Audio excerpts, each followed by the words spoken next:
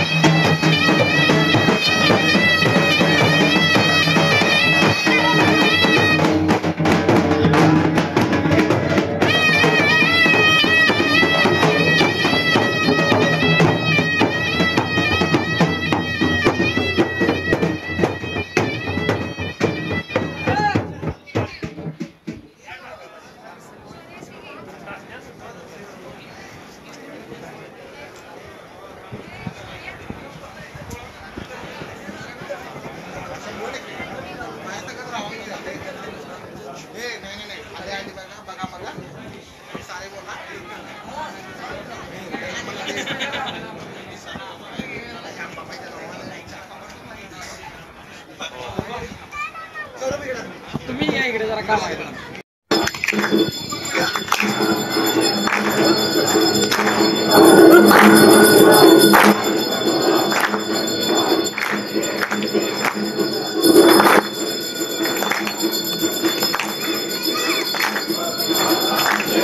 देवळातून पालखी आल्यानंतर हनुमान मंदिरापाशी पालखी ठेवली जाते आणि नंतर विठ्ठल रुक्माई मंदिर, गणपती मंदिर आणि काळामादेवीच्या दिशेने आणि मरगुबाईची आरती आणि परत हनुमानांची आरती असे करून पालखी सरकारांच्या घराजवळ नेली जाते आणि त्यांच्या देवाऱ्यामध्ये आरती नेऊन त्यांच्याकडून दक्षिणा घेतली जाते। मग नंतर पालखी मंदिराजवळ येते आणि मंदिराची प्रदक्षिणा घालून तालमीत आरती करून थेट अंबाबाई मंदिराच्या गाभाऱ्यात आणली जाते।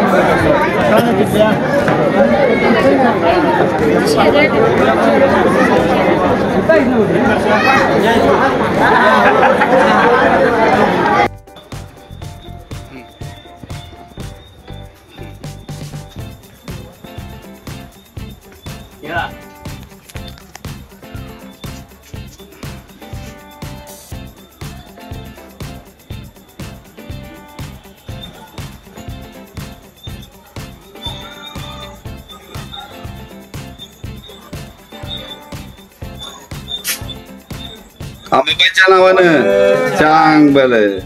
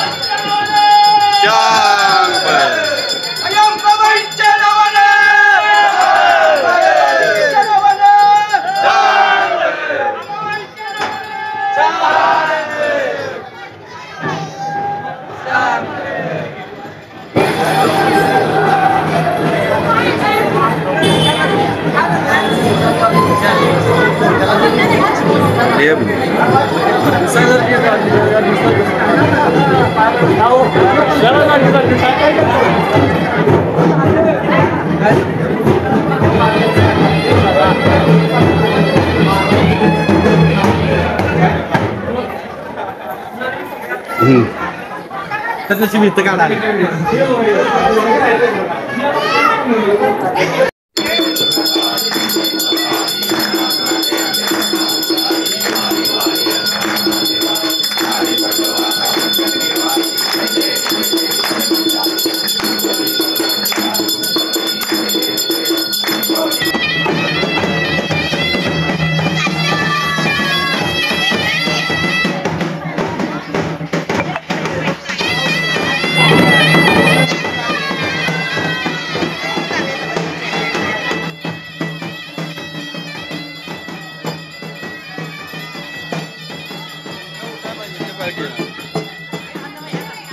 आज वाटलं जावा